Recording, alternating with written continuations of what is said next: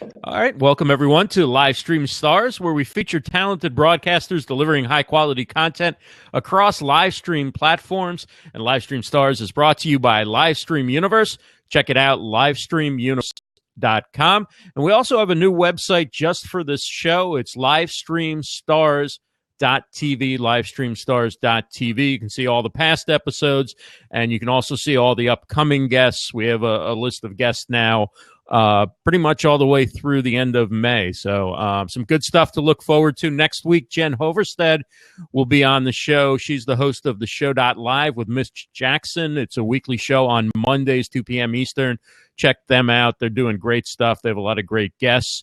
But now, speaking of great guests, we've got a terrific guest tonight, Brian, iSocialFanz, Fanzo. He's made so many of the top 20, top 30, top 50 lists, just a couple of ones, 25 most inspirational social business leaders, top 30 customer engagement influencers, top 20 most mentioned people by social media, on social media by CIOs. Some of these are tongue twisters, and top 50 most retweeted by digital marketers. That's a good list. And a whole bunch of others. It would take all day if I was to run down these, but you get the idea. Very influential on social media. He's a popular speaker at conferences. He hosts Cloud Talk with Daniel Newman. I believe that's noon Thursdays, right, Brian? Yep. Are you still doing the show with Ted Rubin? You still? We took a hiatus, but we are bringing it back on. So Fridays for No Let Up. Yeah, we'll be back on. Okay, cool. And the thing I want to start before, I know you're fired up, you're ready to go. You're very passionate about live streaming, and you've got some news that I'm so excited that you've chosen this show to break some news on. Before we get into that, while we still have some people joining us, tell us what you're up to now with my channel, because I think it's an interesting company, and kind of wanted to get a sense of, instead of being geared towards the individual user, it's geared towards brands and organizations, right? Yeah. So, thanks for the awesome intro. And, I'm very lucky, I've had a heck of a ride, especially just from my community amplification side. But I'm the chief social media officer at a company called My Channel. And for those that know my background, I'm very passionate about employee advocacy, storytelling, and for me, driving collaboration. In my book, that one of the chapters is, the future of innovation is collaboration. But I think collaboration is kind of broke, and one of the missing vehicles really does seem to be video. And so with My Channel, we actually integrate video into enterprise companies, small and medium-sized enterprises, all the way up to large enterprises, and really trying to not only drive collaboration, but build trust and authenticity, leveraging video. So it even does sentiment analysis, would give updates and understanding to managers, that employees that are having a tough time. It would also run analytics to say, if someone's in a job that they don't really love, but they talk about something else more passionately on video, it would actually understand that and be able to, convey that to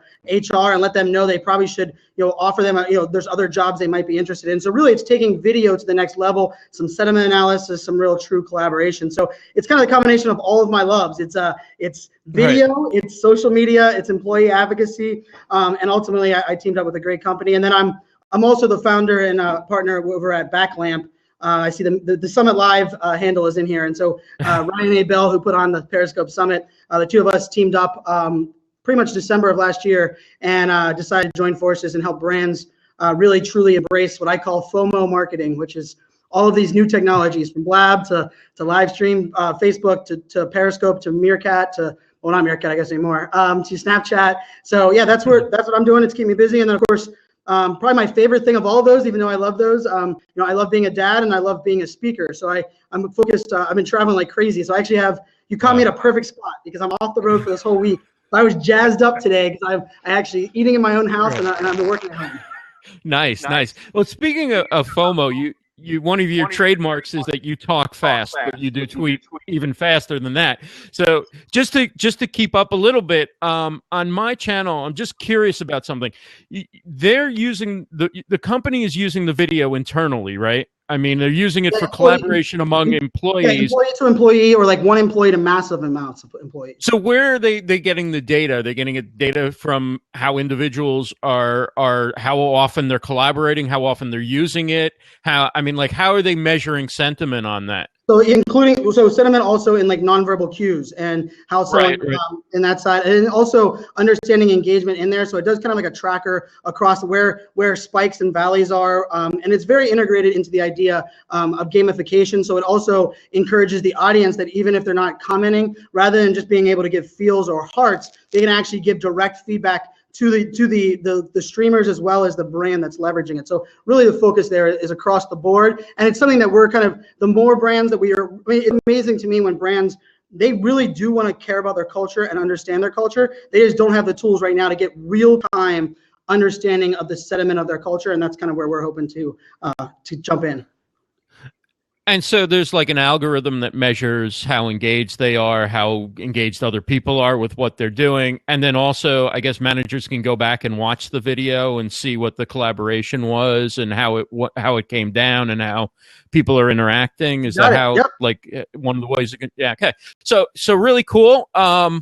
So you have some news about live streaming? It was more, I planned on, being very transparent and open really with what I've been doing, but also kind of driving a little bit of change. You know, I think there's a lot of, live streaming is a year old as of today, as of this month, March. I mean, and I say social mobile live streaming. So Meerkat launched in March. Periscope launched this Friday, a year ago this Friday. Twitter. Yeah, like 23rd or 24th of last year, right? That's why I timed wanting to have you on just around a year, because if it wasn't for you, I never would have known about Periscope or Meerkat, because you started speaking about it. You started putting your speeches and stuff up on Facebook, you know, with links to Periscope. And I was like, okay, sounds interesting. Another thing to have to worry about or whatever. And then, you know, you start talking about Blab. I was like, oh, I think that's not video. That can't possibly be a video thing where they're all chatting on Blab, right? Nobody's gonna come out with something better than Google Plus, which, you know, had its struggles, but still was ahead of the game, right? So when you came out talking about Blab, I was finally like, I got to see what this Blab thing is all. And who would have known that this is like the most amazing technology for live streaming, because you can get a conversation going with up to 4 people. You got the chat box, and the barrier to entry is, you know, it's nothing. It's so easy to learn how to use. So before we jump ahead to what's next, just give it, like you were starting to do, you know, the last year, what did it mean to you? Like, what did you see when you started in a year ago? And are you surprised kind of by where we're at now, or what did you see compared to what the reality is now? I mean, to set the stage, you know, a year ago, this week, I was doing most of my, my speeches were on either personal branding or integration of technology into business workflow. Was really focused on businesses finding ways to stand out from the noise and telling their story. And that was something I was really passionate about. I didn't have I still don't have a strong YouTube channel. I wasn't a video blogger, a daily video blogger. But I love the storytelling. I love to relate. And the problem with me with all of those other ones was, you know, Twitter is my home. Today's the birthday of Twitter, so shout out to happy 10th birthday to Twitter today. Twitter changed a lot of my life. That's why the tagline is in there. And I love Twitter because it was real-time engagement as much as you wanted to, right? Like, it truly is about this idea that, you know, if you want to be invested in it, you want to spend time on it, you can actually find amazing value. And Twitter, I was able to have conversations, Twitter chats that were really changing my business, giving me opportunities to do crazy things. Out of nowhere, dropped Meerkat. I happened to be going to South by Southwest. When coming out of South by Southwest, I was number 2 when they hit 2 million users. Around that same time, Periscope came out when I was at Social Media Marketing World, which of course kind of took off on its own. And I was already monetizing a Google Hangout Twitter chat show that was very much like this. And then I discovered Blab, actually thanks to Periscope. Stephen Caggiano was in my Periscope and said, Brian, I beat you to a FOMO tool. I'm like, oh, no, you didn't. You didn't beat me. Nobody beats me. And he's like, no, go to blab.im right now and hit start broadcast. And I did. And my very first or my second user was actually Furkan, who's the CTO of Blab.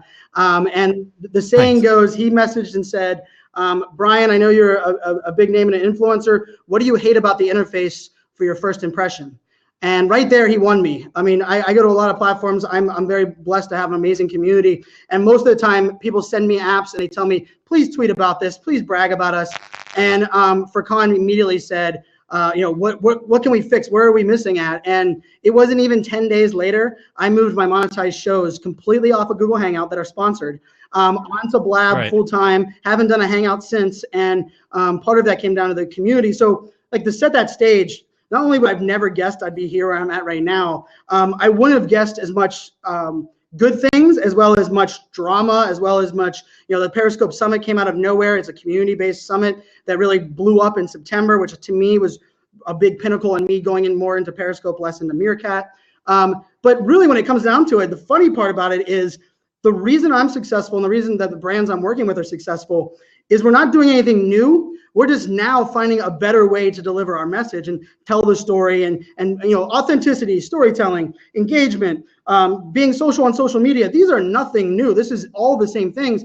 I think for a while we just kind of got into this shiny object syndrome of streaming. So I'm excited to see where it's going to go because you can get on today, in my opinion, and you can be an early adopter. But the idea you can get on today and still be an early adopter on Blab, on Periscope, on Meerkat, all of these different things, that's powerful. But just because you're an early adopter or you were first on the platform like I was, and so many people today are coming to me and saying, Brian, the platform sucks. There's nobody there. I don't get engagement.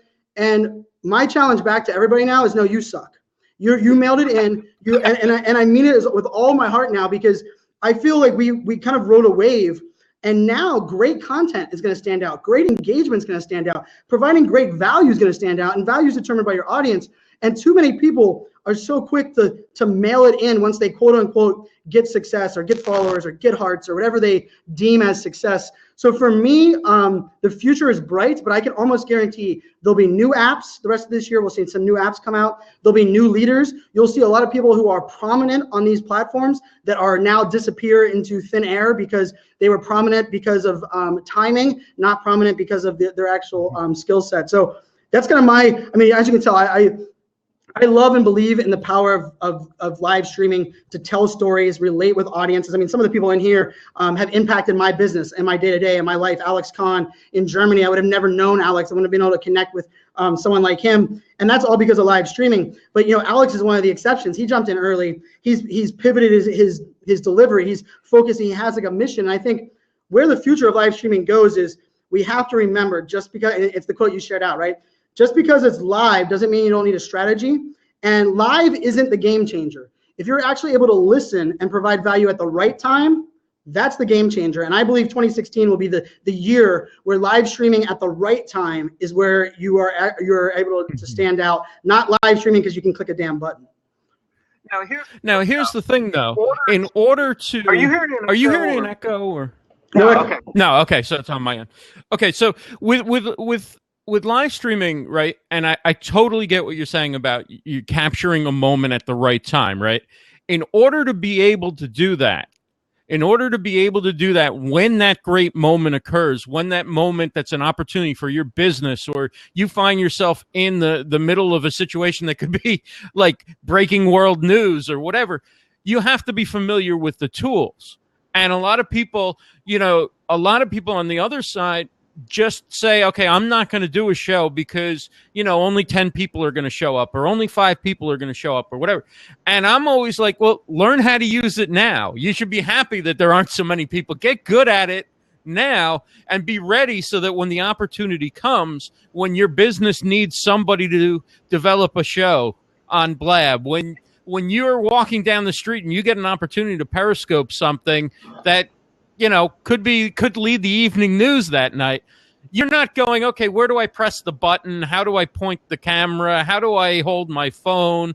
Oh, shoot, this would have been great, but my finger was over the microphone or whatever. And you're comfortable talking on it. I mean, before these social live streaming apps, I did 2 Google Plus Hangouts, found it to be burdensome to host the Google Plus Hangout because I hardly understood what was going on. And I knew the people who were coming to watch had no idea. Were they in the Hangout? Were they in the Hangout on air? What they were doing? Did they have the link? Whatever, right?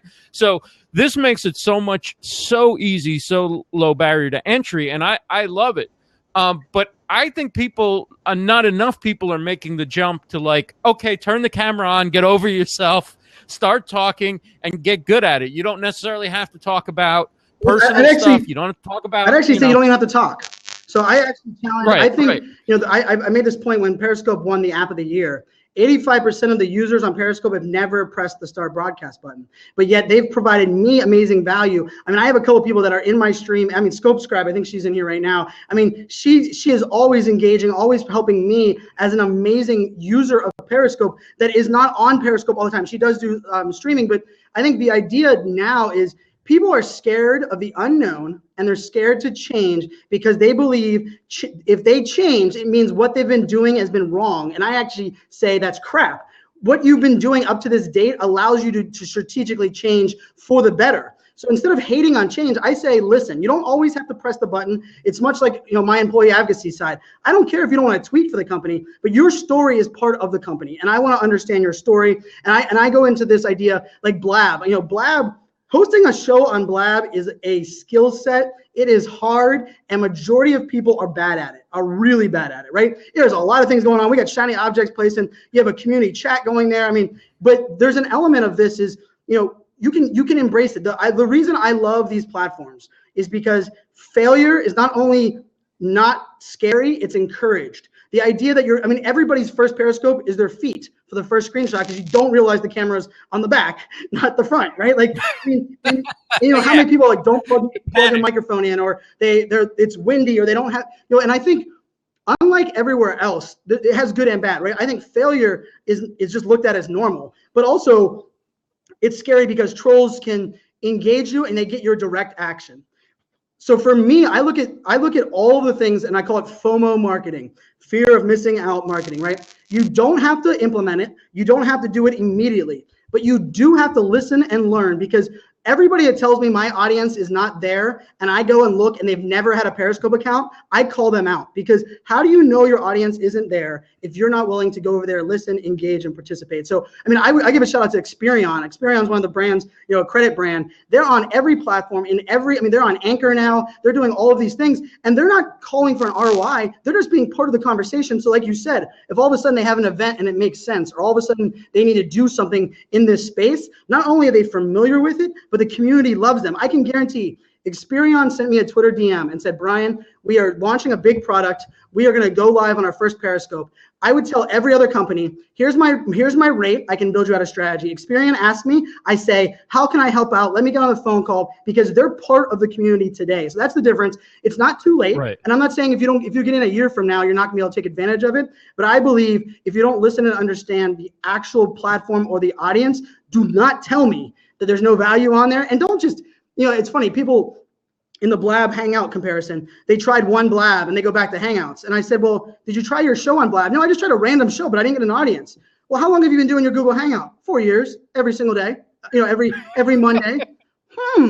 So why don't you try for a month or 2 months every Monday? It's like, for me, I have a FOMO folder on my iPhone. And anytime I download a new app, if it is replacing another app, I uninstall the other app, because you cannot give that new app its due diligence if you're still kind of half in, half out. And I think that is the space we're living in. I think Blab is changing with the feature sets and things, but I think we're going to start to see a lot less people wanting to be hosts, but a more quality shows, because everyone has a story. Everyone has something to share, but not everyone is made to be a host. Not everyone needs to be a host. Not every brand. I do Cloud Talk. It's sponsored by SAP. SAP is starting to do their own show as well, but they've been sponsoring me for over a year and a half on my community without ever having to take the reins themselves. It was still my show with them as a sponsor. So I think it's interesting you said that, because I also agree that people hate what they don't understand or what they don't know. But they also get overwhelmed by thinking the only way they can be part of the community is by freaking being all in. And I challenge that every single time. That's awesome. That's awesome. One of the things I'm interested in is what kind of niche apps or niche live streaming apps do you see going forward? Like, what do you think is going to be the next thing on the scene? So I think we have to reset and this is part of that thing where I was excited to talk about on here. I think it's time to stop comparing Twitter to Facebook. It's time to stop comparing live streaming to YouTube. Live streaming complements YouTube. When I build out a strategy and we're looking at this platform, I amplify good shit. If you're doing good shit, I will amplify it. If you're doing bad shit and you press the button, it will be amplified. And so I think there's an element here of what we're moving forward to is that, there's going to be new apps. We're going to have niches. People are going to do music apps like the Crew app that's out there. But here's the thing. The thing for me actually ends up being, how do we tell stories? And then ultimately, what does success look like? Like, I think of Facebook Live and Periscope as not competitors. And people argue with me about that, will argue with me that all the time. But I am also afraid Periscope's in that meerkat phase where they are kind of forgetting about some of the community and brands and people. And I'm hoping like maybe this week with the 1 year anniversary coming out, we're going to see some stuff because, I mean, let's face it. I mean, Facebook has the reach and the audience, but nobody goes to Facebook for live engagement today. Nobody goes on there and says, hey, I'm going to get a reply to my comment immediately, or hey, I'm going to do this immediately. But if Periscope wants to embrace what I love about Twitter, and I'm a Twitter, I mean, I'm so far into Twitter that is crazy, because Twitter to me is a global unfiltered fire hose of communities. There is nowhere else, no other platform in the world that allows us to connect with people we don't know. We don't even know any of their friends, but we share a common purpose and common passion. And Periscope allows us to tap into that. But if Periscope forgets that, and Periscope stops and kind of lets Facebook get this momentum, and Facebook starts giving more reach and value to live streams, I wouldn't be surprised if Periscope all of a sudden is rebranded as Twitter Live Video and kind of just ends up like a Twitter video feature because they forgot of its total value. Right. Jordan James asks, what was your worst fear about diving into the fight for live streaming? That my message wouldn't resonate with my audience. Because, we all have an audience. And for anyone that's heard the word value 1,000 times, right? Here's the thing. Value is determined by your audience, not by you.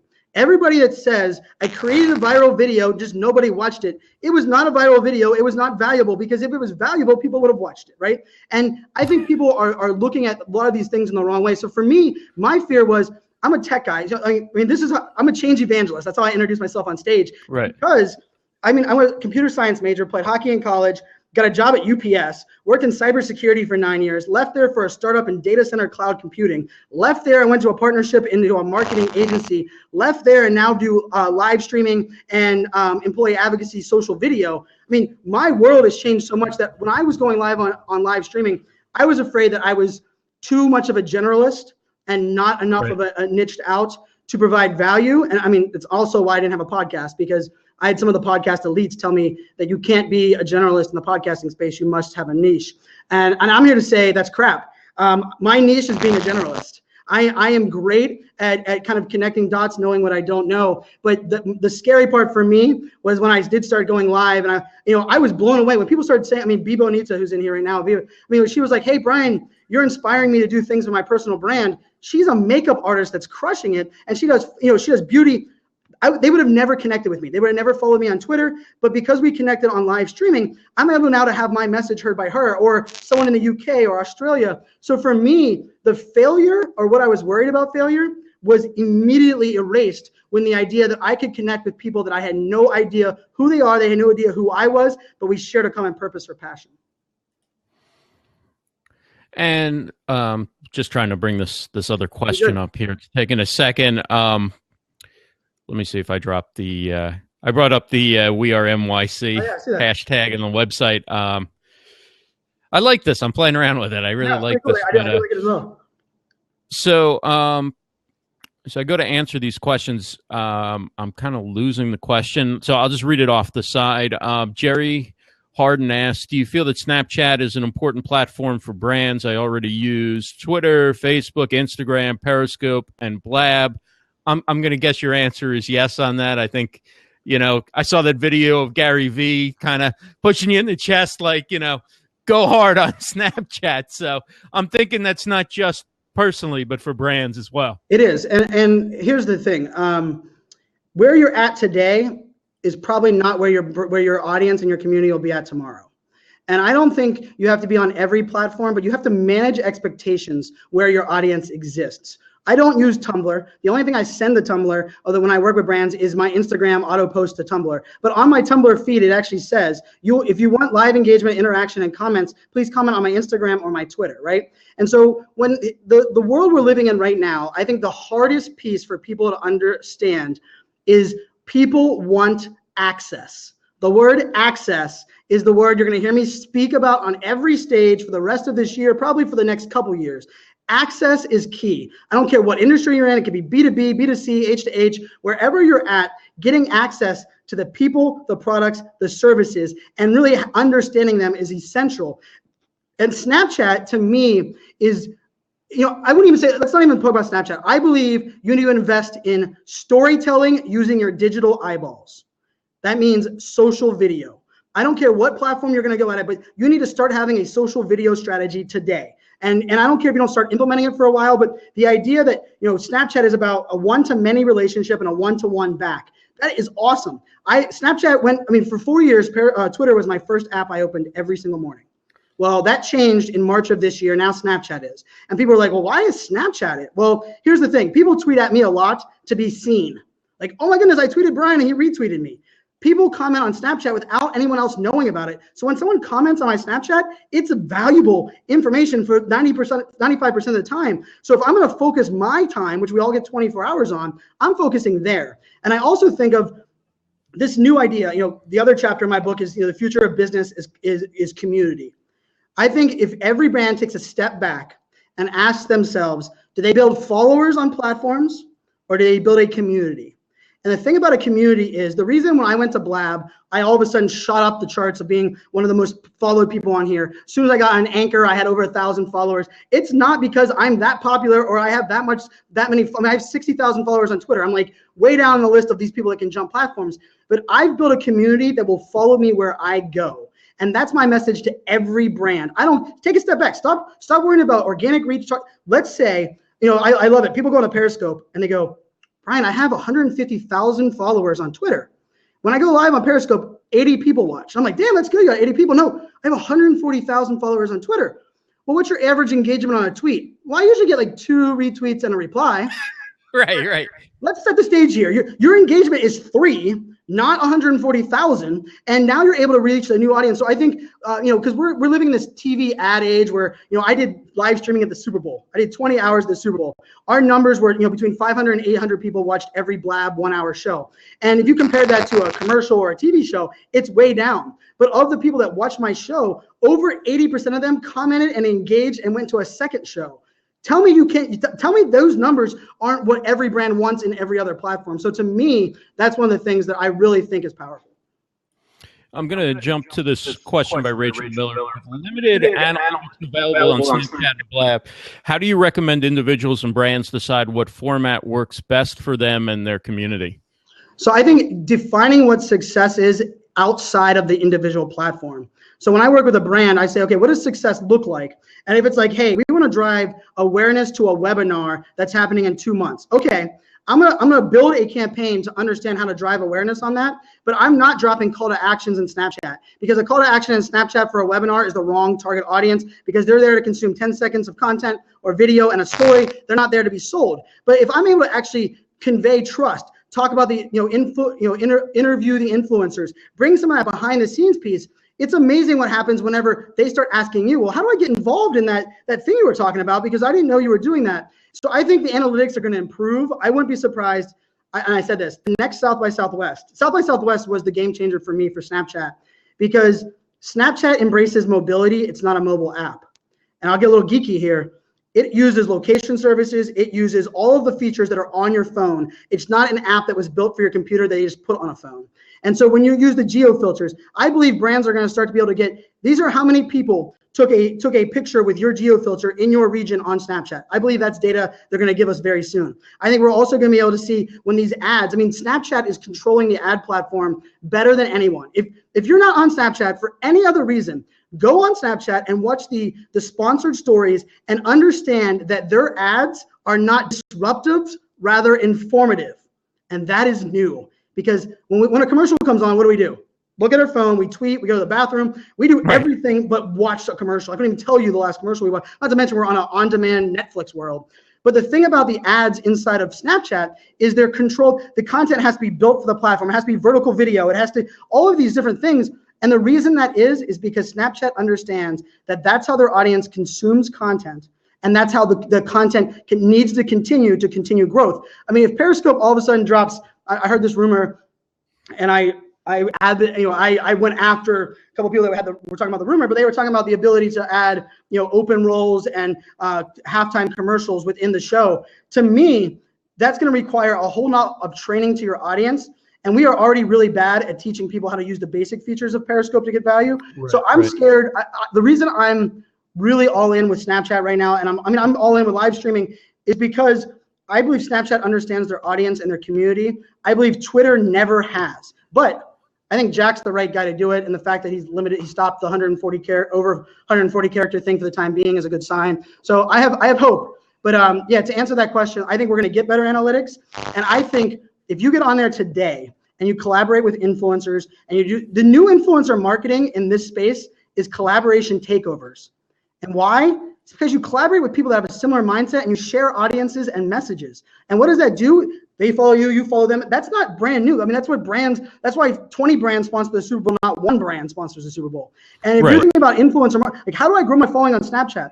The fact that it's hard makes every one of those followers more valuable. I did a happy dance around my freaking place the day I got a Snap story that got 500 views. And this was at CES a couple weeks ago. 500 views, I was so excited. I have 60,000 followers on Twitter, but those 500 views are captured attention and they have access to me. And that word access to me is the key there. And it's also memorable because you did an awesome job sharing this lab up to it, right? But the ones that stand out for me because they're unique and most people don't do it is what you shared on Snapchat. It's just so memorable. And then the fact that you recorded an anchor, those two things separate you. So there's a way that you're using new platforms, just as you did with Periscope and Meerkat a year ago, to stand out from what everybody else is doing. And that creates interest, and it's also memorable to me. And so I think if brands can figure out how can we use these platforms to just essentially do the same, have the same goal, right? Get the message out, get awareness out, maybe convert some fans into customers and so forth.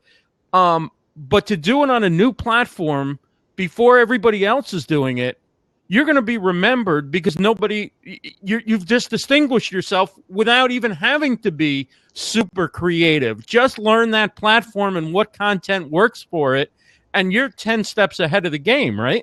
No, I agree. And, I appreciate you saying that. For me, I think the old adage, and this is something that every marketer, I believe, has broken today. They all want them to come to you. I do not make anybody come to me. I educate them about what I'm doing and where their primary engagement piece is. So the reason that I did the Instagram post yesterday, the reason I did a Snapchat today, the reason I shared it to my Facebook page last night, the reason I did an anchor 4 hours ago was for me, I know I have audiences that are there and I educate them on what I'm going to talk about and the value and let them know, hey, this is where you go. But I never say, you have to go here if you want to find value for me, because let's face it, the old adage of like, come to my website to get all my content, we no longer are abiding to that, and we don't even have time for that. I mean, if I'm like, I love Instagram ads for app downloads, because you click download the app and it doesn't even open the iTunes store, it automatically starts downloading the app. Because I don't want to be redirected to a mobile website, then it has that open button, and then it opens the iTunes store, and I got to find it. Like, we are in that, if you capture my attention, and someone said this in Dublin, I was in Dublin 2 weeks ago, and I love it. Start focusing on thumb stopper content, which means when someone's scrolling, they stop their thumb to consume. And the thing about that is, yes, you want to get them to stop their thumb, just like you can create awesome titles of your blog post. But the key is, did you add value and capture them at that moment in the right way? I mean, the fact that people are still doing Instagram posts as if it's Google Plus or as if it's another platform, to me is just blows my mind, because you have to understand the platform. Like, I don't go on Anchor and do rants or the things that I do on Snapchat, because I know what my Anchor is, my Anchor audience is, and those that are listening might be like, what the hell is Anchor? I mean, Anchor's a brand new one, and I'm the guy that I love getting on every new platform, because the cool part about being on new is there's no right and there's no wrong. There's only all of us together. Meerkat early days, to me, will still be my favorite days I've ever had on social media. Exactly a year ago this month in April, March and April of 2015, every single person shared, collaborated. Our goal was helping each other be better. And I think if you go to every platform, when you start on it brand new and you focus on helping other people be better on the platforms that we're all kind of learning together, we can do great things. The problem becomes one gets on there and they go, I'm going to monetize this, create a course, and I'm going to ruin it for everybody else, right? And I think that's the old school way. The new school way is, I can tell you, I don't do the most anchors every day. I don't even do a consistent anchor right now. I'm slightly slacking. I was doing a lot more consistency at the beginning. But what I do is I consume a lot of the content. I'm very engaged and I'm listening. I was my rant yesterday on Snapchat. Right. If you are snapping more than you're watching others' stories and snaps, you're doing it wrong. If you're tweeting more than you're looking at your thing, I argue with Gary Vaynerchuk. You know, I can say I love Gary. I have his books all over my house.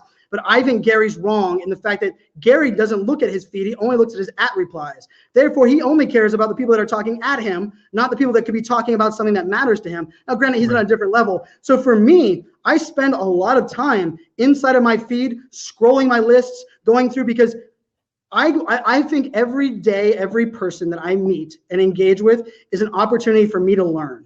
And that is why I'm successful in these new platforms. It's not because I'm smarter. It's not because I have a bigger audience. And it's not because I'm doing any magic tricks. I don't have any like top 10 things to monetize Anchor. That's not my mantra. My mantra is, let me share how I'm using it. Let me listen to how you're using it, and let's get better together. I think the way you used it today is a great way to use it, just to introduce something that you're going to talk about in 2 minutes or less. Somebody gets an idea. Is this show going to be for them, or is it not going to be for them? And if it's going to be for them and they wanted to know about it, they're going to appreciate it. It isn't overly promotional. You know, there's no, big sale or, Right. Before the end of the day, and then the price goes up or whatever. You're just saying, hey, I'm going to tell you about what I think of live streaming. Come on over and listen here. Here's the link. And, I used it a couple times for a couple shows just to get questions that I then asked. I actually played right out of very low tech, just held up my iPod right here and played it right into the microphone. But it's a pretty cool tool. I mean, at its best, it's almost like an audio Twitter chat, right? With people responding. At its worst, it's like listening to voicemail. So, Well, it's social voicemail. I think here's the thing. We are craving to know that you aren't a robot. You do put your pants on the same way we all do. And that you are, some people hate the word authentic. I love the word authentic. And the reason I love that is because when someone challenges me on Periscope or trolls me in Blab, I ask you to get on video and talk to me face to face. And that doesn't happen. They're scared because here's the thing. Authenticity is hard when it comes to this idea of how you're breaking through. But the easy part today is when you start being yourself on these platforms, they become easy. And it's amazing but it's scary. And I'm not saying that part is for everyone. But for me, today on Snapchat, right? So I said, I'm a big proponent on like leading people up. Like, don't tell me to go to Blab at 7 p.m. Tell me why. Like everybody talks about the what. Nobody gives a crap about the what unless you talk about the how and the why. And so I did it on Blab. I did it on Snapchat today, and immediately I caught myself, and I was like, oh God. I said, all I put on there was like, I put your graphic, and I said, catch me at Blab at 7. And then afterwards I said, let me give you a preview of what I'm talking about. And I did a series of 6 snaps talking about my passion for live streaming. And what I was hoping that generates is that people understand that I'm not giving you a call to action, and I don't care that you come over unless I intrigued you or provided you value through that other piece. And I think that's the other piece is stop worrying about telling people what to do. Start inspiring by the teaching and how and the why, and they'll run to the what without question. The reason Gary Vaynerchuk's book sold 100,000 copies in 3 days is because the dude jabs for 2.5 years straight every single time. Then he drops a book and he asked me to spend $26.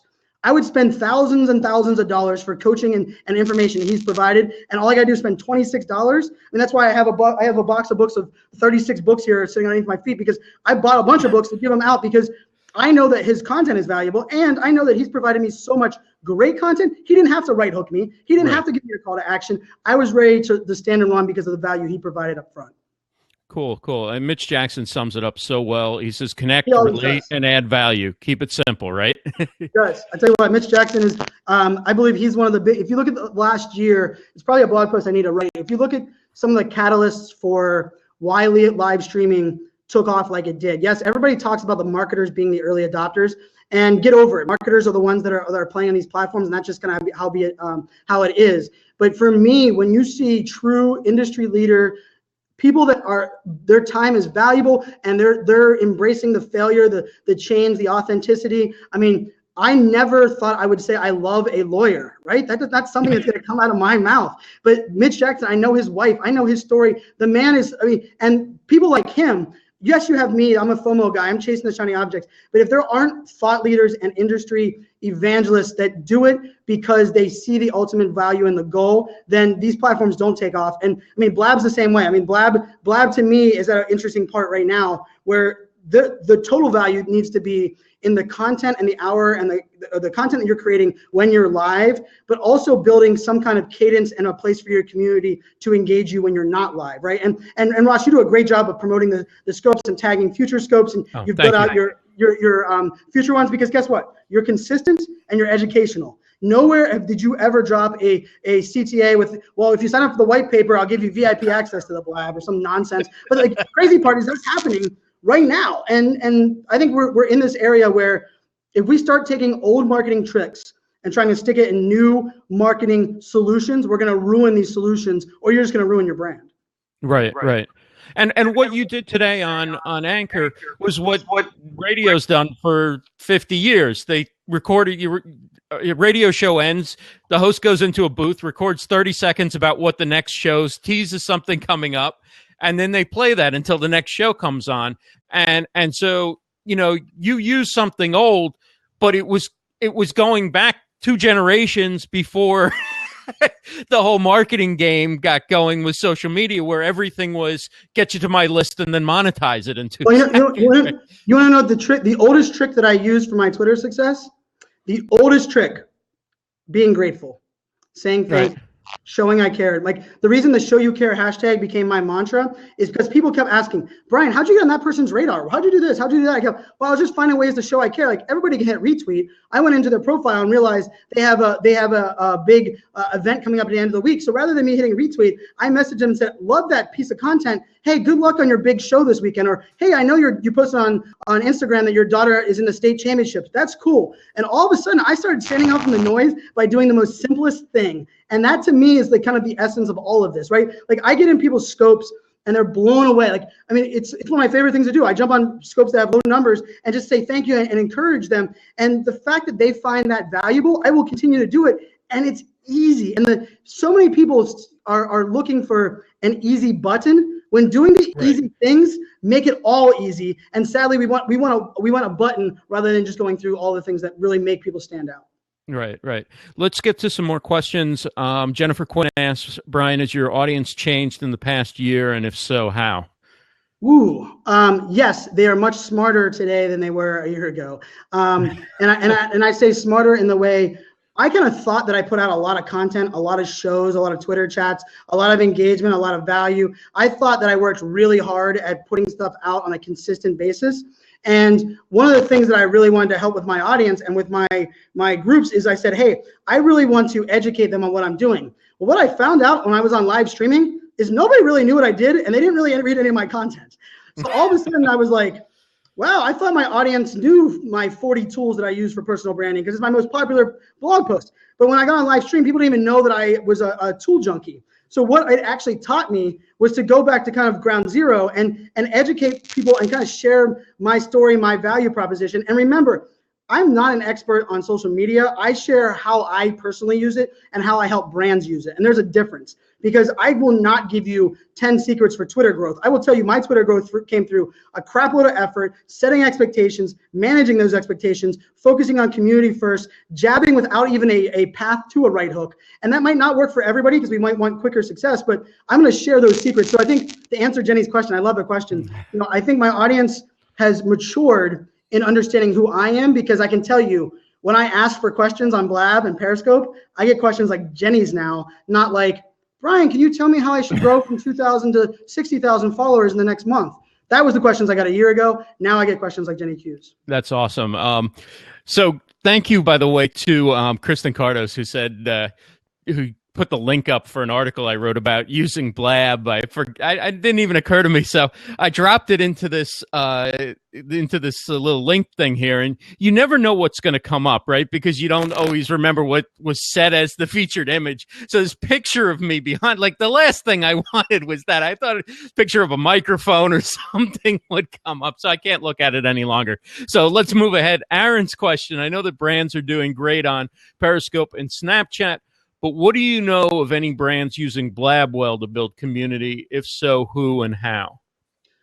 So that's a tough one. And I think the thing with about Blab is I love Blab because it's keep it simple, stupid at its greatest element, right? Like I yelled, I hated Sean and Furkan for not giving me the option to have private Blabs. Like I was so mad at them for that. And then I learned, because they know what they're building this tool towards and what their goals are, this platform is going to be nothing but amazing success because they know what success looks like. And that's my favorite question to ask my clients is, what does success look like?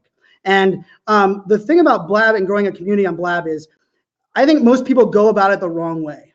When I'm working with a brand and we're going to build a show, the last thing I focus on is getting Blab users. First thing I go is, where's your most popular channel? Where's your most engagement? If it's your email newsletter, I'm going to start educating your email newsletter audience on what you're planning on. Not that you're doing Blab and a new technology, but you're planning on, we're going to create a new show. It's going to give you the ability to jump in and ask questions. Then the next email newsletter, giving them a 30-second clip of like, hey, here's a dry run that we did. It's going to be really cool. You're going to be able to ask the CEO some questions. And then ultimately, you do this kind of drip campaign and you educate them where your audience is. Therefore, whenever you do go live or you do want people to come to you, you're not having to convince them. Because the truth is, we are tired of new tools. Everyone has a new tool, a new platform. And if you tell people, come to this new platform they don't even hear what the last value proposition is. They hear new platform and they run away. So if you start with, hey, I'm giving you the opportunity to do this, and your last call to action is, hey, this is where you go and get it done, that's where the success lies, not in the other way around. So, and I tell you what, Aaron Kilby, in my opinion, has done the very best Twitter chat community growth that is of all Twitter chats. Media chat at night, it's called No Pants Chat. Aaron and I are good friends in Arizona when I lived in Arizona. But that chat, it's morphed, it's pivoted, it's been consistent. And if there's anything that you can learn today in the digital space, is if you want to stand out from the noise, you got to be yourself and you have to be consistent. And if you're not being consistent or yourself, you're going to just fall in line with all the other noise. And Aaron, I believe, has done that amazingly. That's great. This is a good question from Jordan James. If you had to imagine a community you've described 3 years from now, where might it be then? And if you were an animal, what kind of... No. Dragon. I got an interview this morning and someone asked me do I want to own a dragon or be a dragon? I thought that was an awesome question. And I said be a dragon because who the hell can tame a dragon or control a dragon? I want to be the dragon. But no, that's a great question, Jordan. And so for me, here's the thing. I want to clarify the difference between a community and a network.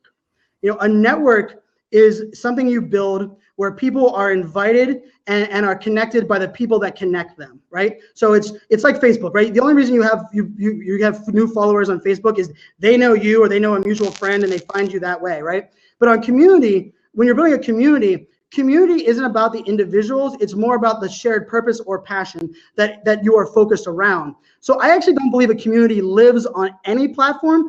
A community will use a platform as its primary communication vehicle. So for me, my community is Twitter because my community knows that's my unfiltered #1 place to get engagement and kind of build that raw conversation. But I would say that if Twitter died today, and please tell me that will not happen on its 10-year anniversary, if it died today, I would not lose my community. We would struggle to find a direct place to communicate in real time like we have. But my community is more around the passion that we share, not the platform or the individual people that make it up. Right. Does anybody want to jump in? Open seat. We have about 6 minutes left. So now looking ahead on live streaming, there's a lot of pushback against live streaming, I find, on particularly on Facebook amongst, say, more traditional digital marketers who are clearly hammering away that for their mid-sized businesses or whatever, there's no place for live streaming. There's no ROI. There's no study that's come out yet. Of course, I don't know what was out a year after Twitter was founded. You probably would have been saying you're wasting your time on that. And I'm certainly not somebody who's pushing anybody to do live streaming where I don't think it's a great, easy fit. But how do you push back against that where you get told, well, this is new and it's a fad and there's no ROI and it's just people wasting their time? Obviously there's the strength of the networking connections, which in a B2B situation can be huge, like what you're doing with my channel. But talk about, generally how you push back, because I know you get those. I'm sure you get those questions as well. So I would say, of like the first 36 brands that I worked with, I got 30 no's. 30 people told me no. And I realized I was actually starting the conversation the wrong direction. I was starting from the platform, the value the platform could provide, rather than understanding what success and what problems they wanted me to solve. So when someone tells me that their audience isn't on live streaming and they have no value for live streaming, I'm like, oh, what's your primary platform? Where do you get the most value from it? Is it the $400,000 a month billboard on the side of the road that that's where you get value, and that's tongue in cheek. But they say, oh no, we have great engagement on our Facebook page. I'm like, well, what's your tangible goals on your Facebook page? We want to drive community awareness. We want to let them know that we're authentic. We want to get them behind the scenes access. Okay, if that's what you want to do, let's complement that with live streaming. Because I think live streaming was being sold as a replacement or as the future. I believe it's the great amplifier. And I think if you start by saying, hey, this is what success looks like, these are the problems I'm going to solve, or for me, it's pretty simple. If a brand, there's two things. It's the first slide in my pitch deck that I have now, and it simply says, if these two things are a requirement for you and your marketing and your business today, this will be the end of our conversation. Thank you for your time. And it's perfection and control. And any brand that believes that they are perfect or that their audience demands perfection or that they can control their message, control their story, control their employees, those are companies I can't work with because they don't get it. They'll be out of sight, out of mind, out of business pretty soon. The ones that say, well, I trust my employees. Can I train them on something? Yeah, okay, well, we can set up training. But for me, the illusion comes in. Live is scary because it's live. But just because it's live doesn't mean you don't have a strategy. And the most powerful phrase in live streaming, I think everyone has to remember this. The most powerful phrase in live streaming is what your brand does not say everywhere else. If your brand can say, I don't know. If you say, I don't know on live streaming, when you do talk about something you do know, it now has validity to it, right? It now has something to stand on. But nowhere on your website does it say the 10 things you don't know.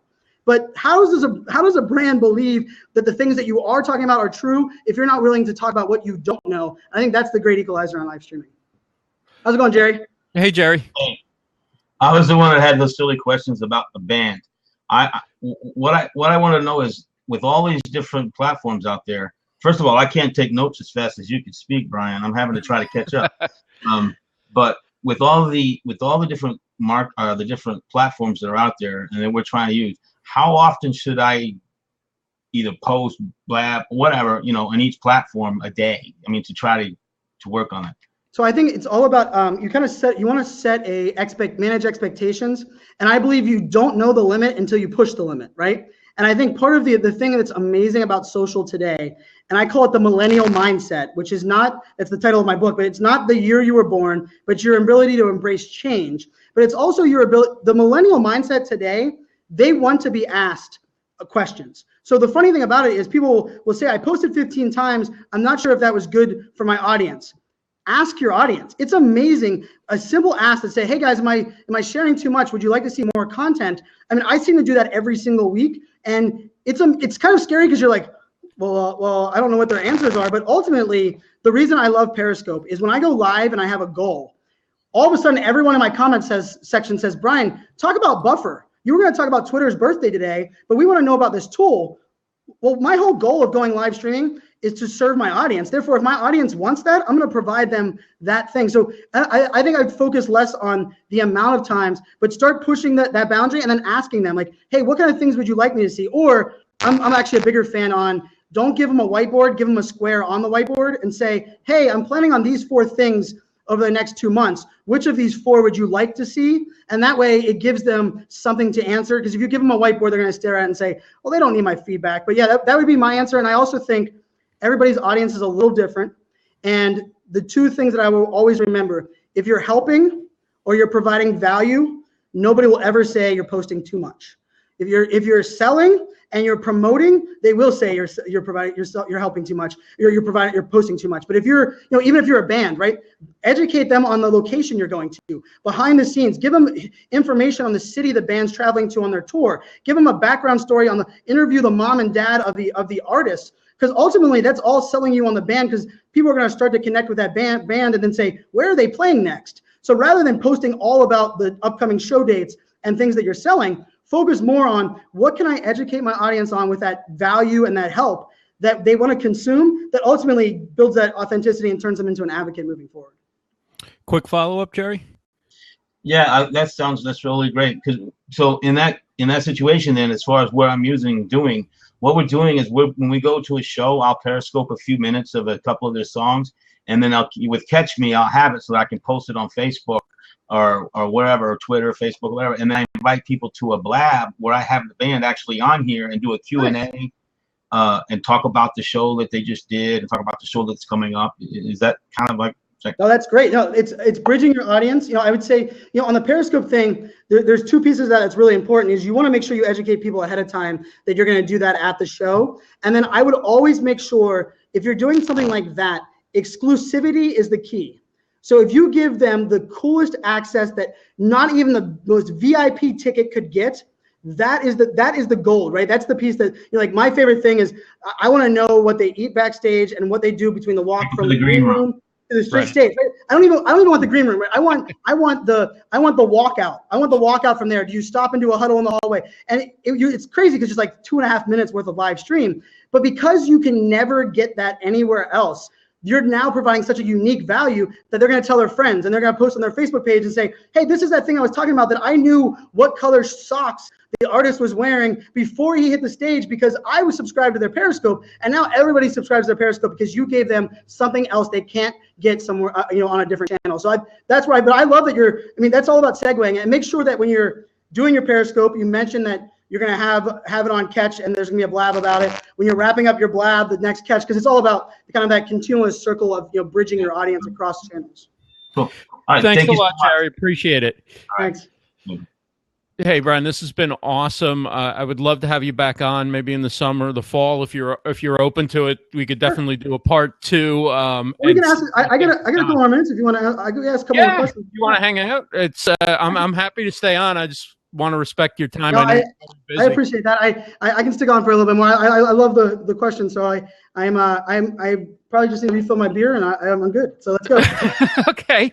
Where Jerry was going, actually. Now where is it? Ask AV had posted something about backstage, and I love the quote, but it really is a backstage pass when live streaming's used right. And and I think this is where you talk about employee advocacy and employee brand advocacy and how HR can use employees to promote the brand, both for acquiring customers, but also for recruiting talent and things like that. Just giving people a taste of the work environment. Obviously, you're not going to be discussing, you're not going to have the secret recipe right on the table and live stream that. But certainly you can show workers at an employee event. You could open up your town hall when it's not a new product launch, but you're just taking questions from employees. There are things like that you can do, right? That really lets people say, okay, this is an environment I want to work in, or wow, this product, I like the people who are making this and how excited they are, because they know better what makes the product great than does the marketing team or the sales team or, the social media team or whatever. So getting that real view from people who understand the culture and the product and everything else, just a taste, right? You got to be careful. It's business. You can't open up everything. People shouldn't feel like they're on camera when they're interacting and all that. But in the right moment, that's priceless, right? I mean, it's like the difference between a stock photo and a real photo of your company, right? Well, and you know, like and actually, this was something I did at South by. You know, a brand stopped me. They knew who I was. I came out. It was right after I got off a panel, and they asked me like, "Well, Brian, we have no idea what we would Periscope about, and we're in a regulated industry." And I'm like, "Well, remember, I worked in the Department of Defense, so I'm very familiar with regulated industries, and I think most people use regulation and as a crutch rather than really what it's limiting to." And all I simply said was, pitch me to come work for your company. They're like, what? I'm like, I'm your ideal candidate. Pitch me on why your company is valuable and why I should work there. They went like on a good 5-minute rant of all the different value things. And I said, I got you 20 Periscope ideas by you telling me all of those pieces, because that's not intellectual property, that's not proprietary, right, and it's not regulated, because that's what you're trying to provide. And they immediately were like, oh man. I'm like, yeah. And their story was smart. And the other thing you have to remember, I mean, I don't think live streaming isn't for every value prop and every problem solving, but I do believe every brand can find a unique way of using it. Some of it can be recruiting, some of it can be marketing, some of it can be just giving people access to the CEO of a company because they have no idea who your CEO is. Like, I mean, like Jean Legier from T-Mobile. I mean, I switched to T-Mobile because I couldn't name the executive at the top of AT&T, but I knew the first name of John there. And T-Mobile is using it more for the story of their CEO than they are for about their phones, but that's still a very valuable piece of what T-Mobile is using live streaming for. The Great Chocolate Johnny has a question. I've been looking at VR. How do you think virtual reality is going to change brick and mortar business? Very interesting. First off, Chocolate Johnny is one of the best out there. I think he's turned a chocolate business that was successful on the other side of the world into a global recognized conversation and brand through his story. So I think if you want to focus on a brick and mortar company and a small business, I would definitely check out Chocolate Johnny. Mr. Ryan Abel, my partner over there back. But to answer John's question, first off, the guy for VR is that guy down there. So I'm going to let him do the actual answer. But I will tell you, my mind was changed at South by Southwest by the Lonely Whale project. That was the VR that was at the Dell booth, because I had done 40 VRs at CES, and it was all about the technology and about this crazy new experience. And the VR one at South by Southwest, to make it really quick, is it immersed me in the story of a whale that was following along in the ocean. It was very cool. I could look all around, and then the whale had to deal with pollution. And then you kind of rode through the pollution, and then you went above the water to see what's going on. And I felt my heart beat, my emotion change, because I went from, if you would have told me, go watch this or go watch this video about pollution about a whale, I would have ran the other way. But because I was immersed in the solution, when I took off the headset, I said, where can I donate? What's their Twitter handle? I want to help amplify them. And that's because the experience is actually that compelling in the storytelling aspect. Ryan is actually, from my side on the social storytelling, Ryan is the one where I look for VR. Ryan, what's your thoughts there, Mr. Bell? So I'm proud of myself for only coming on to provide value and not to just bother people. So there's two things. South by Southwest was a big thing. I heard one person, so to answer Johnny's question, one person said in a PR class that if PR people use VR, they'd be ensuring that they had a job for 10 years in the future.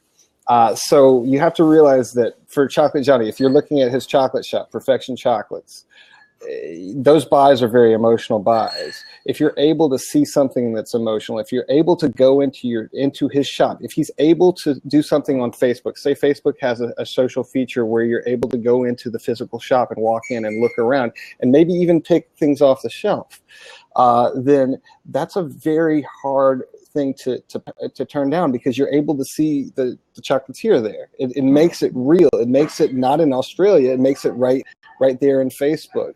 Budweiser did something very smart where they added different layers, and they took people through the brewery, and as they were going through the VR experience, they had it timed out to where they would put the beers and the hops in front of their noses so people would actually smell that, so they could have this real awesome experience. So the real answer is the experience. And the difference between virtual reality and reality is just the amount of data that is involved in each. So it's just an effing experience. This is the first time I've been on Blab and not cussed, by the way, too. So do you think that's an adequate answer for that? No, that was good.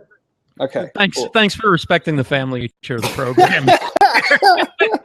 But that is amazing. I mean, your timing was perfect. I mean, that is a great answer. And how about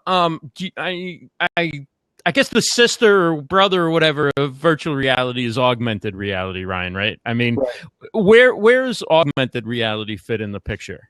Augmented reality actually has a larger case for businesses, in my opinion, because if you're able to look at little tags when you're in a store and something pops out and says, hey, this is on special right now.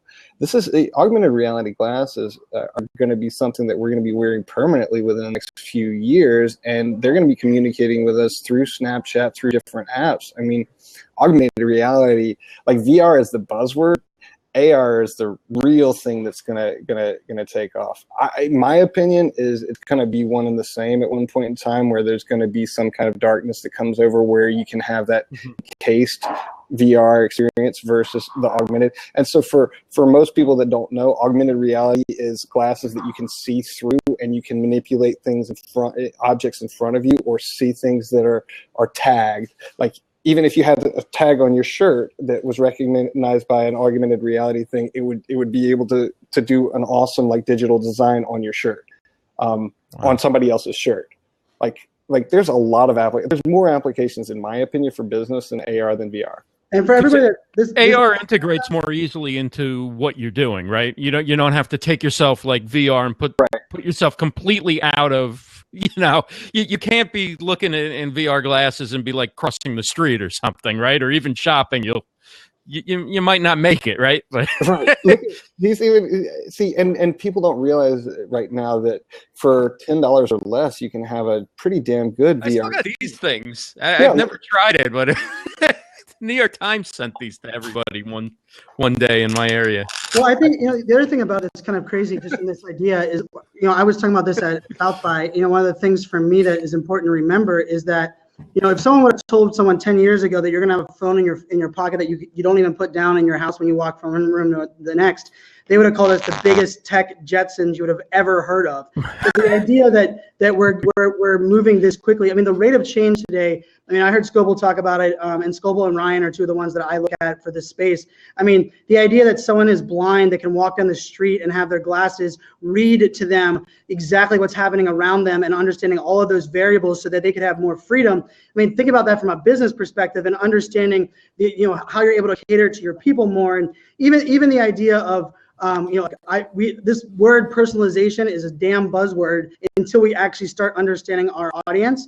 And to understand our audience, we have to be able to get data that's not voluntarily provided. And we're going to start seeing that where augmented reality, you're going to come into a store and the shirt color that is on the front of the display is your favorite shirt color, not the one that the girl that woke up that happened to be in the store first put up there. And those kind of things, that's real personalization. That's where I'm excited to see where it's going to go.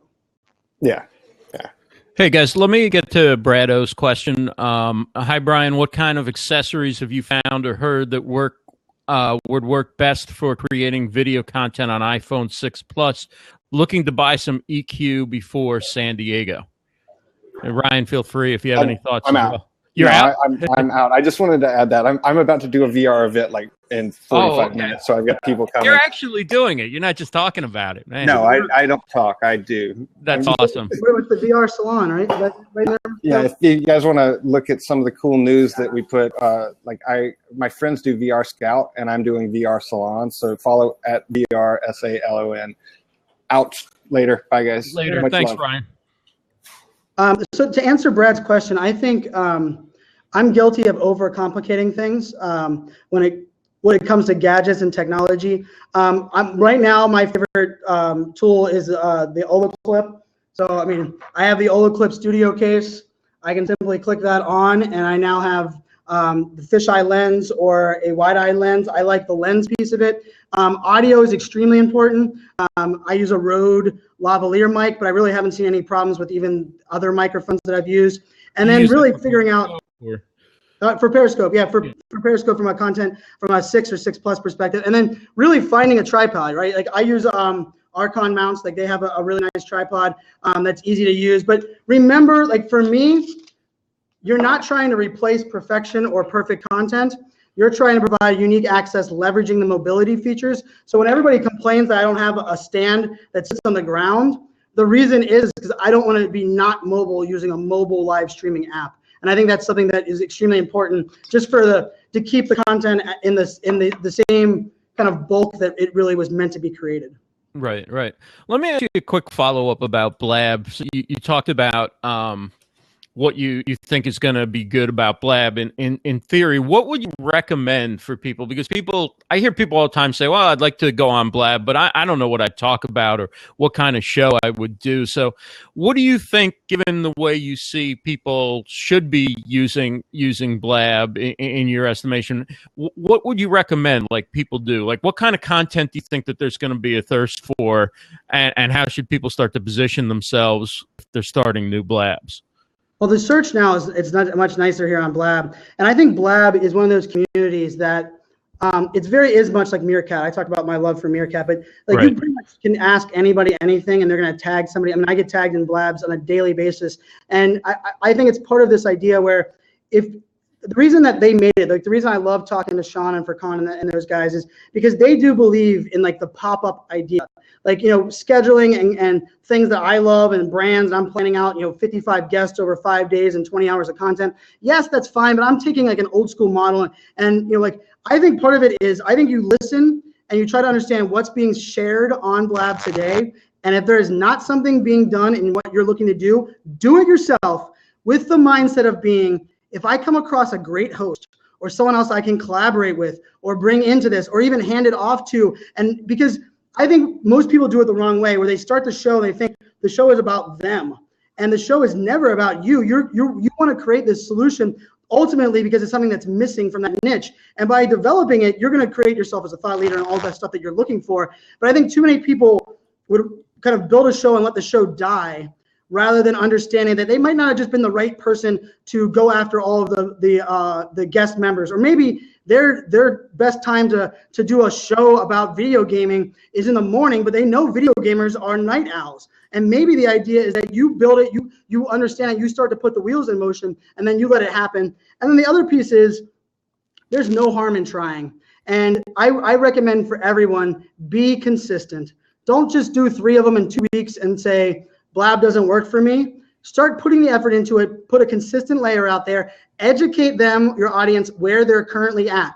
If your topic's not on Blab, your audience isn't on Blab. So now once you've identified your topic's not there, now you need to go where your audience is and say, okay, what are they talking about? What are the topics that resonate? What's a big event that's coming up? Like for me, like that's gold, right? Like Cloud Talk, we launched Cloud Talk around AWS reInvent, the largest cloud event of the year, because it was pretty simple. It was going to be a lot of buzz in the social channels. We waited to the week before that when the buzz was still getting hyped, and then we dropped our show. The show wasn't great that week, but by 4 weeks later, all of a sudden we got some momentum because it kind of took on, and we kind of teamed it up with something where we knew our audience was going to come to Twitter to understand where we're at. So that's kind of my recommendation.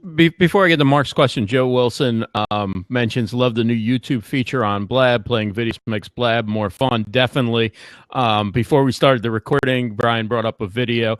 What do you see being the optimum use for it? I mean, do you see using it like the way the news shows a 30-second clip of something that like is related to what you want to talk about, or to set up a discussion, or, otherwise I think it's going to get too webinar-y, and we don't want people coming on Blab. It would ruin Blab if somebody comes on and just sets up the video and goes to get a coffee or something. Like, okay, folks, here's my 2-minute introduction. Now watch this video for the next 45 minutes, right? You could just put it up on YouTube and cut out Blab, right? So that's not the purpose. But how do you see yourself using it if you were to use video on a Blab? Well, as soon as I saw the feature initially, it was a feature that I was begging for. And then once I saw it, I said, oh, crap, how am I going to use that? Now I beg for it. And, and I know Sean and the team, I think I see Furkan's in here now. Like, I know those guys are like, they're building these features and adding these things on. To me, there's an interesting element about collaborating around an event or something that's going on that you're delivering. And really kind of all of you watching it together. Therefore, like one of the conversations I was having with a brand was, Netflix and House of Cards doesn't have the culture of Sons of Anarchy, because Sons of Anarchy was a buzz for a whole week in between shows, weeks on end. House of Cards, you have to put up a disclaimer for like a month if you're going to talk about it, so you don't ruin it for everybody else. And so for me, there might be an element there. I can tell you today, I hated it. I watched the Apple announcement, and there was two guys on there that were talking about the Apple announcement, but it took away from the Apple announcement. I literally had to go to the other channel. I know I could have muted them, but I literally went to another channel that wasn't someone talking over it. So I think it's going to have to figure out a combination of the video complementing it, or like the basketball game. I watched the NCAA games. I saw that Sean. I was in the airport and I saw Sean was had the game on through a YouTube channel, and him and Saba were in there talking a little bit in between shots or saying, "Ooh," like that kind of piece. I think there's that piece. I do love the idea of links, and I love the idea of complementing your content by throwing in a video, right? So like if I'm talking about Snapchat and I go through all the Snapchat thing, I'm like, well, actually, hold on. This is my most recent Snapchat video that I uploaded to YouTube, and my audience can watch it there, and then we can talk about it afterwards. I mean, wow, that's not webinar. That's the new way of providing ultimate value and segueing medias together. And also, if you're discussing something, like say you're discussing college basketball game, right? Did he get the shot off or did the buzzer go off first? You can play the video and give everybody context who might not have seen it or just refresh. I mean, I think that would be a cool way to start a discussion of something controversial that happens in sports. And obviously the same thing can be used for something in the news, for a quote from a political speech, something like that. It just gives it a lot more power when you show the actual video from the event. But that's really using a short clip, like 10 seconds, 30 seconds, right? Not using longer form content. Mark, I think it's somewhere in between being at a live event and all of us watching it in a movie theater, right? It's somewhere where if the content is complimentary and we can have a conversation, or we all understand that we're not supposed to be talking about it, but like to me, like the Apple announcement was really interesting, because I watch Apple announcements like in my last companies on the big screen. We all came around and watched it. And while the announcement's going on, just before they're talking about the iPhone, as soon as they drop the iPhone and the specs, then we all kind of talk really loud about it, and then the next feature comes. Well, on the Blab earlier today, it was, I'm just going to deliver my own opinion about Apple throughout the entire keynote. And it's like, well, now I'm not even sure where that goes. So, I mean, the fact that we struggled before in the past with having good hosts and good quality and good things going on, we're going to struggle with that in the new feature, but I love it. I mean, Blabs, if you don't appreciate the effort that the Blab team is putting on, you do not understand new technology today, because I've been in their offices. I'm sure you know, Ross, all of us that live on this platform, yes, things break. Yes, they take things off. Yes, but man, are they really focused on their own mission, which Periscope should take a lesson from Blab, in my opinion. And let me just get to Mark's question. Do you feed multiple platforms with an app or program to feed content? In other words, are you using something to schedule and pump out to multiple platforms? I am, but all of so I use a scheduler to multiple platforms, but not the same copy or the same content, the exact same content on everything, right? So you won't see the same wording in my Facebook post, my LinkedIn post, my Pinterest post, and my tweet, but I do use Buffer for all of those. So Buffer schedules it, but I actually use different titles, different content in each one of those, knowing what my audience is, right? Like I'm not going to use 30 hashtags in a Facebook post on my Facebook page, because I know that 4 is more where it's going to be. I'm not using any hashtags in a LinkedIn one, but I do use the scheduler. The scheduler is key, but it does take some work to kind of build that out. I do know, like some people complain about if you post to your public Facebook page, having the auto link posted to Twitter with a Facebook link. I'm okay with that. I don't think there's that much of an issue with that, because you're not lying. The link says Facebook on it, right? Like I mean, we're all like we're pretty. The problem I usually run into is like when someone is mass cross promoting at the exact time, the exact piece, and the exact same content. So that's kind of where I look at that. That's cool. Above the Rim asks if it's okay, post the Blab. Absolutely. Post the Blab that Brian's on later. Definitely. Post a link to that. We can all head over there at 10:30 Eastern, I think it is, right? 10:30 Eastern. Vincenzo Landino called in sick, so I'm pinch hitting. I don't look as good or have as pretty hair or can sing, but I'm going to do my best to step in on that one. All right. Let's try this new feature here and see how this goes. Nope. Let me try it again. I'm trying to copy the link. Oh, there we go. Okay. Oh, there you go. So no, I think it's shortened the link. Let me open it up in another window. No, it opens. Open up right. Yep. That's awesome. So if you click this link right here now, you can go ahead and sign up, subscribe to Brian's blab, and you can have the link up and be ready to view at 10:30 tonight. So I know you got another blab coming. Listen, I appreciate all the time. I appreciate you staying over, and let's keep the conversation going. Let's keep it going on Anchor, on Snapchat, on all these great new platforms. And Ross, real quick, I think it's people like I think you're doing an amazing job of highlighting the people without putting yourself on the stage, right? You're amplifying the live streamers out there, and I think the idea that it's not the people with the biggest names and the biggest followings, but it's those that you believe are doing good work. And I think lots of people could take lessons from that. I appreciate it. I'm not always on the live when you guys are recording, but watching the replays back and seeing the things, educating people on the different value propositions, the different audience. You talked about Jennifer's coming on, Jennifer Holterstead. I think she is amazing. I love her message. She's a smart attorney. She's stuck with Mitch Jackson for a lot of the time on their new show, which I think they're doing a great job. But I think there's a lot of lessons here on if we want and believe in the live streaming space, how do we bulk each other up, and how do we highlight the people that are doing great things, not just because of their value across. So, I appreciate the time that you spend promoting, sharing, and bringing all these people on there. So I get a lot of credit for being an evangelist in this platform, but without people like yourself, I'd be standing on a pulpit all by myself looking like a crazy person. So I thank you for that, my friend.